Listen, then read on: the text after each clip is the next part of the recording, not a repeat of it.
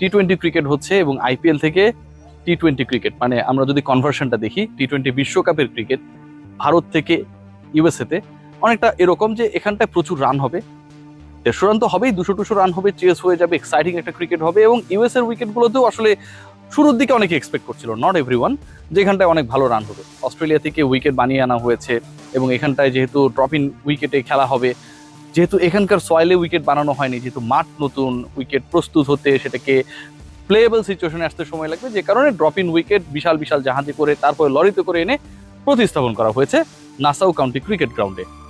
কিন্তু দিন শেষে আইপিএল শেষে যখন বিশ্বকাপটা শুরু হলো, নিউ ইয়র্কের এই ভেন্যু এবং সেখানকার উইকেট এত বেশি বিতর্কিত, আলোচিত, সমালোচিত হচ্ছে যে এবারের বিশ্বকাপের সবচেয়ে বড় বিতর্কের অধ্যায়টা তৈরি করেছে নাসাউ কাউন্টি ক্রিকেট গ্রাউন্ডের 22 গজ।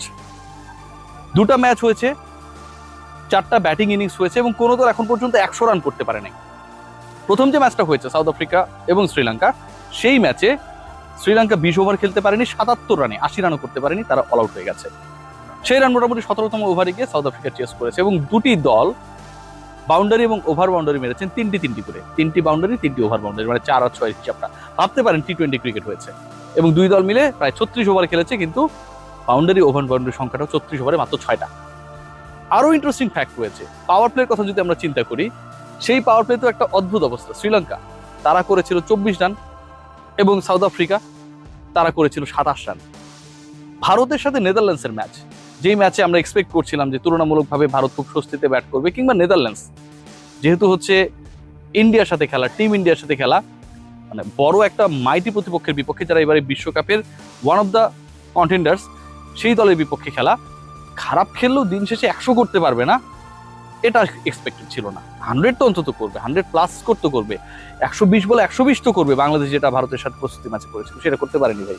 50 রানে একটা সময় 8 উইকেট চলে গিয়েছিল, শেষ সময়ে গিয়ে একটু হার্ড হিটিং ব্যাটিং এর কারণে সেই রানটা 90+ হয়েছে এবং ইন্ডিয়া সেটা টপকে গেছে তার মতো করে, তাদের মতো করে, এবং ইন্ডিয়া সেটা টপকে গেছে, 100 করতে পারেনি, কারণ নেদারল্যান্ডস 96 রান করেছে, 97 রানের টার্গেট প্রতিপক্ষের দেওয়া টার্গেটের কারণে।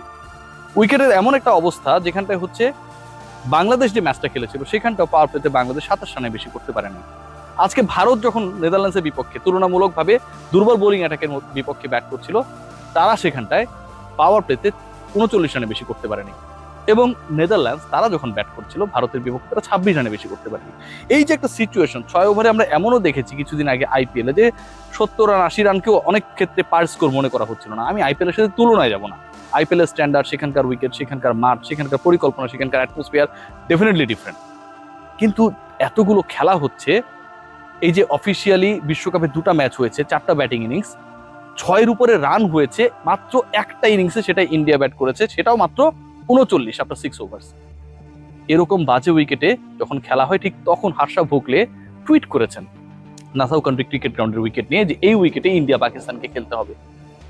যারা আসলে বিশ্বকাপটাকে কেন্দ্র করে অনেক বেশি আশায় বুক বেঁধেছিলেন, এক্সাইটমেন্টটা তো আসলে ব্যাটাররা কতটুকু ক্রুয়েল ব্যাটিং করতে পারে, বোলারদের চ্যালেঞ্জ দিতে পারে, সেটার উপর ডিপেন্ড করে। কিন্তু সেই এক্সাইটমেন্ট যখন মোটামুটি টসের পরেই নির্ধারিত হয়ে যায়, যেই দল টসে হেরে ব্যাট করতে যাবে এবং যেই দল বোলিং ইনিংসের নেতৃত্বে থাকবে, সেই পার্টিকুলার দল এমনভাবে অ্যাটাক করছে যেখানটায় আসলে ব্যাটারদের আসলে কোনো সুযোগ থাকছে না, পাওয়ার প্লেতে রান করতে পারছে না, দ্রুত আউট হয়ে যাচ্ছে।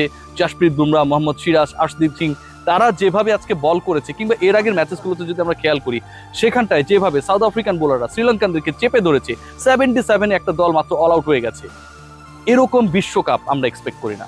But salute to Gamini D Silva, তিনি আমাদেরকে যে ভালো উইকেট উপহার দিয়েছেন নাসাউ কাউন্টি ক্রিকেট গ্রাউন্ডে এবারের বিশ্বকাপের অন্তত 2টা ম্যাচ দেখার পর, সেটা আমরা নিশ্চিত হয়েছি। গামিনীকে নিয়ে আমি যত সমালোচনা করি না কেন, সেটার জন্য ক্ষমা চেয়ে নিচ্ছি। তিনি নিশ্চয়ই পৃথিবীর সবচেয়ে বাজে ক্রিকেটার না।